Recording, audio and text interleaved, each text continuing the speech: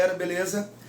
Lembrando que nós havíamos falado na sala que eu estava querendo fazer um videozinho sobre as características políticas da República Velha para vocês poderem assistir para fazer a prova semana que vem. Bem, eu havia passado na aula do iPad, eu entreguei uma folha com 5 características, que era voto de cabresto, coronelismo, comissão de verificação de poderes, política dos governadores e política do café com leite. Esses conteúdos é o início do capítulo 3 e que vai estar na sua prova na próxima quarta-feira. Pois bem, senhores, a primeira coisa que a gente vai ver é o voto de cabresto. O voto de cabresto, igual o próprio nome já fala, cabresto é um aparato que você coloca na cabeça do animal, que serve para poder manipulá-lo. O voto de cabresto é um voto forçado, é um voto manipulado pelo coronel e seus capangas. E basicamente você tem que imaginar o seguinte: quem que é o coronel?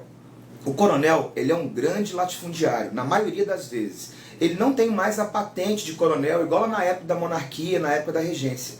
Agora na República, o que acontece é que o cara, ele compra a patente de coronel no leilão. Então quem der o maior lance no leilão é o cara que vai adquirir aquela patente e ele que vai dirigir a Guarda Nacional. Só que quando acabou a monarquia e se proclamou a república, não tem mais esse negócio de vender patente.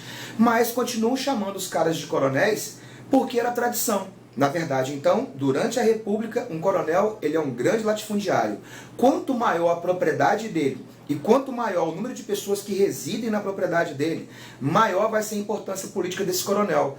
Porque naquela época ninguém pedia voto para eleitor por eleitor. Chegava no coronel e pedia o voto para ele. Aí eu até comecei a falar em algumas salas. Vamos supor que eu sou o coronel. Eu sou o coronel Rondilédios, o mais brabo do sertão. Se alguém quisesse voto, eles iam chegar em mim. E ia falar: Coronel Rondilédios, o mais brabo do sertão, como que eu faço para conseguir os votos do seu curral eleitoral? Aí eu ia falar: ó, eu encaminho os votos do meu curral eleitoral para você e em troca você me dá benefícios políticos, benefícios econômicos, é o toma lá da cá, é o clientelismo. O nome chique disso é fisiologismo. O camarada faz para você em troca de voto. Tipo, arrumar um emprego para o meu filho na Assembleia, na Prefeitura, fazer uma obra dentro da minha propriedade, fazer uma ponte, uma estrada, uma ferrovia. Então, todo mundo que quiser ser eleito tem que buscar o apoio do coronel. Porque o coronel manda os votos do curral eleitoral dele para o candidato que ele quer. E por que esses caras vão votar no candidato que o coronel quer? Por vários motivos. O primeiro é porque o voto de cabresto ele é um voto aberto. Então todo mundo está vendo em quem você está votando. Segundo, porque as pessoas dependem do coronel. Elas moram na minha fazenda. Então elas vão fazer aquilo que eu determino. Primeiro, que você tem medo da violência. Caso você vote numa pessoa que não é aquela que eu determinei, os meus capangas vão bater em você quando você sair ali fora. E muito possivelmente a chance de morte também acontece, tá, galera? O outro detalhe: você depende economicamente de mim. Se você não votar no candidato que eu quero, eu te mando embora da minha propriedade. Você, sua mulher, seu marido, seus catarrentos, todo mundo vai embora. E não é fácil de arrumar emprego, ainda mais na roça, não. E outro motivo: o fazendeiro acaba se tornando padrinho dos filhos dos colonos. Porque quando você se torna padrinho dos filhos, e é claro, os pobres adoram ter um padrinho rico, né, meu velho? Ainda mais o coronel, que é o cara mais rico da parada. O coronel vai ser padrinho de quase todos os filhos de colonos na sua fazenda. Então, traz aquele grau de aproximação, de parentesco. Então, resumindo, o voto de cabresto é um voto que ele é fácil de ser controlado, porque ele é aberto, porque o camarada tem medo de sofrer a violência, porque ele depende economicamente e por causa ainda dos laços de apadrinhamento. Beleza? Show de bola. Morreu o coronelismo e voto de cabresto. Agora vamos para a política do café com leite. Primeira coisa: esquece aquele negócio que São Paulo produz café e Minas produz leite. Não, não é só isso. Aí você fala: e por que não? Na verdade deveria ser República do Café, porque São Paulo produz café, Minas produz café, são os produtos, é o produto, na verdade, que o mercado quer. E aí, ó, o que você tem que saber? São Paulo e Minas Gerais eram os 2 maiores produtores de café. Além disso, São Paulo e Minas Gerais tinham os 2 maiores colégios eleitorais, ou seja, estados com grande número de eleitores. E aí vai acontecer o quê? Os 2 estados com mais eleitores e os 2 estados mais ricos se juntam para poder fazer o quê? Controlar a política nacional. Então o nome de café com leite traz a ideia de combinação, de acordo político entre os 2 maiores produtores de café e os 2 maiores colégios eleitorais. E é claro também, senhores, Minas, além disso, era de fato o maior produtor de leite. Mas o leite não representava muita coisa na balança comercial naquela época, até porque não se exportava o leite. Beleza? Foi. E aí, agora entra a política dos governadores, que também é chamada de política dos estados. Como que é isso? Na época, os estados tinham que dar apoio político ao governo federal. Como que o Estado dá um apoio político ao governo federal? Como, por exemplo, que o Espírito Santo poderia apoiar o presidente? Na verdade, senhores, são os nossos deputados federais e os nossos senadores que vão votar a favor ou contra as leis que o presidente coloca. Então, se o presidente lá do Café com Leite colocasse uma lei para ser votada e os nossos deputados e senadores votassem a favor, isso significa apoio político.